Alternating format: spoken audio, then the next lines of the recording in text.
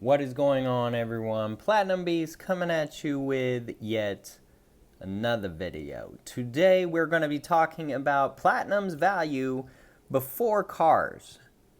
So let's get into it.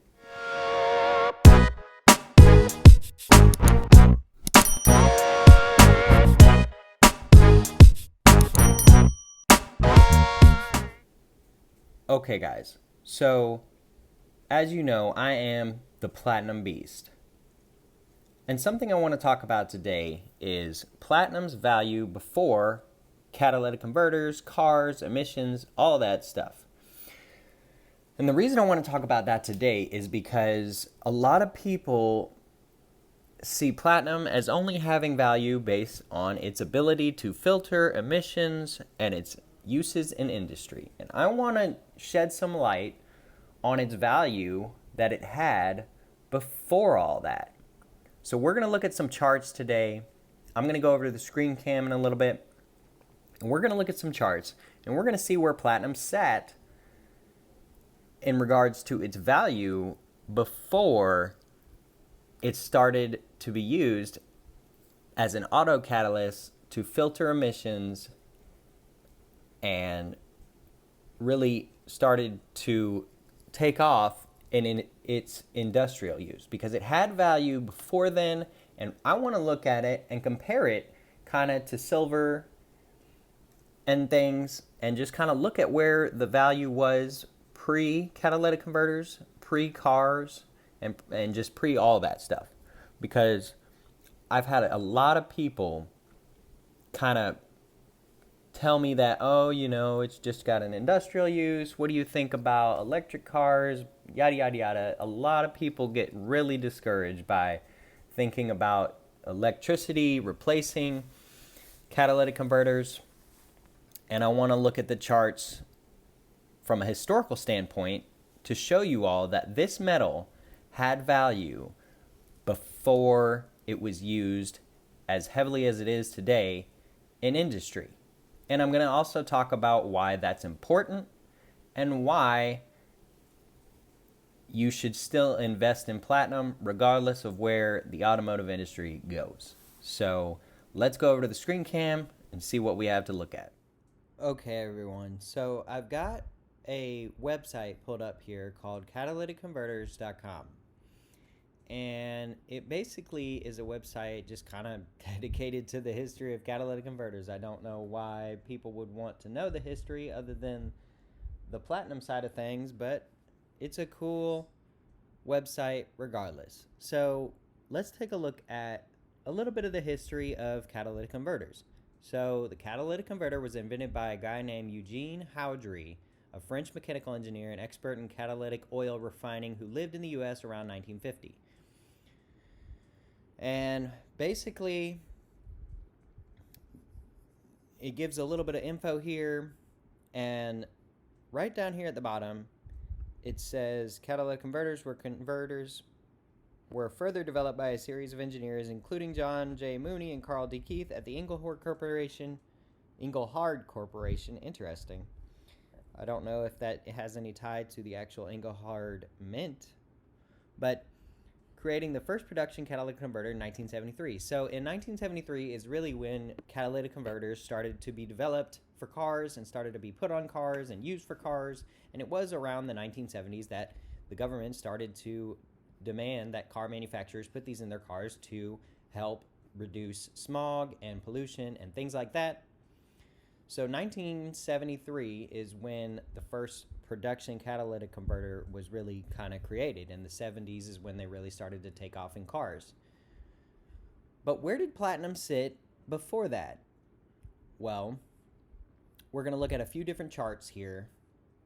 And the first one is this one on SD Bullion. Now, I wasn't able to find out whether or not this is inflation adjusted, but basically we've got a historical chart of platinum here. And as we can see here on SD Bullion, it shows that platinum is right there below 1,000 in terms of its current spot. Now, it did break 2,000 back in before 2010, I suppose. But right now it's sitting at below 1,000. But as you can see, it's slowly gone up over time all the way back to the 1890s. And you can see it's way down, about $1 an ounce. Woo, dog. Could you imagine buying platinum at $1 an ounce back at, I mean, you'd be dead by the time today rolled around. But as you can see, it really hit $1 an ounce back here in the 1880s, 90s, whatever. And then it slowly kind of went up. And right around here, it almost hit $200 in 1920. $200 an ounce is fairly substantial, especially for 1920. $200 was a lot of money in 1920. Today, it's not nearly as much, of course, but you can see platinum had value long before its 1970 catalytic converter implementation. And the catalytic converters slowly kind of helped it rise along the way, but as you can see here, it went anywhere from, well, $1 in 1880, but in 1920, 100 years ago, it was worth almost $200. So 100 years ago, it's almost worth the $200. Today, it's almost worth $1,000. I'm gonna guess that this is not inflation adjusted. So that being said, inflation at 2% every year, it's really kind of moved along with inflation, and that's what platinum does. It doesn't just go up because of its industrial use. Here in the 1970s is when the catalytic converters were implemented, and it really didn't go up. It hit 1,000 about 1980, then kind of fluctuated below again like it does. It hit 2,000 around 2009, I guess. 2000, yeah, probably about 2009. And so, as you can see, platinum increases. Now, we're going to look at this chart on macrotrends.net. And again, 1969, before catalytic converters started to be put on cars, it was worth $237 an ounce. Now, again, I don't know if this is inflation adjusted. The next chart I'm going to show you definitely is, because it lists that. But as you can see here, through the 1970s, it kind of skyrocketed right there at 1980. That's when cars really started being pumped out with catalytic converters, obviously, so it went up. But it also went down to 275. Why? I don't know. I would have to do more research as to why it went down to 267. But as you can see, the industry has driven ups and downs for sure. But it also just has gone up and down just for other reasons than just cars. But as you can see here, it had value before cars. It will have value after cars. So for the people that say that, oh, electric cars are going to replace gas and fossil fuel vehicles, that may be, but I don't see platinum just being worthless when that does happen. I also want to take a look at the silver historical spot price, and this is the 100-year chart, or right about 100 years. And this is inflation adjusted, okay? So this is the only chart that's inflation adjusted that we are showing today, but basically, as you can see, silver's down here. It skyrocketed there. It's down here. It skyrocketed in 2011, and now we're sitting at about almost $30 an ounce.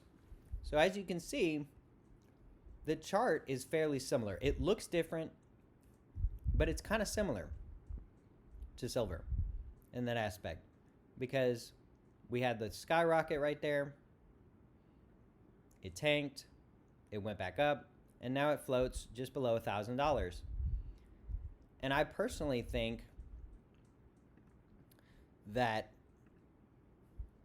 the spot price kind of moves in the same direction a little bit as silver. Obviously, right now it is not. Platinum is holding at a steady around $950 spot price, so I think it's a very good price point to continue buying platinum at this time. But I kind of wanted to just show these charts, guys, because I wanted you all to see that platinum had value before cars, and it will have value after cars are completely gone, if that ever happens. I know a lot of people think it isn't going to happen. I have a hard time believing that we will move to fully electric power source in any real near future. I know Tesla stock has gone through the roof. I know people are looking at electric power to replace basically most kinds of power, but electricity needs something else to create it, right? Wind, solar, water, coal, fossil fuel, whatever. There are power plants that create power, and they use a different form of energy to create that electricity. So there will always just be other means of power plants and sources of energy and power and things like that. As far as a semi-truck that can't sit around and wait for its truck to charge up every couple 100 miles and gets 5 miles to the gallon or something crazy, that's just not going to be electric reasonably anytime soon. There might be short-term trucks or short-distance trucks. There are truck drivers who only drive short distances, right? There are regional truck drivers and things like that. But there are long-haul truck drivers. There are truck drivers who deliver from California to Georgia and New York and Washington and even across the borders sometimes. And so those truck drivers can't afford to sit around and charge up every 200 miles when they have to drive 2,000 miles and it takes an hour to charge up. You know, they don't have time to be stopping every 3 hours when they have a 48-hour drive ahead of them. That just cuts into cost, that cuts into time, and in the world we're living in, everyone wants everything on demand. Amazon promises you will have your product in your hand within 12 hours in crazy amounts of time. So with that being said, guys, just wanted to make this video talking about why platinum had value before cars and why it will have value after cars. And if you're thinking about buying platinum, don't let the catalytic converters and the industrial uses steer you away from investing in this metal. So hope you enjoyed the video, everyone. And until next time, we will see you.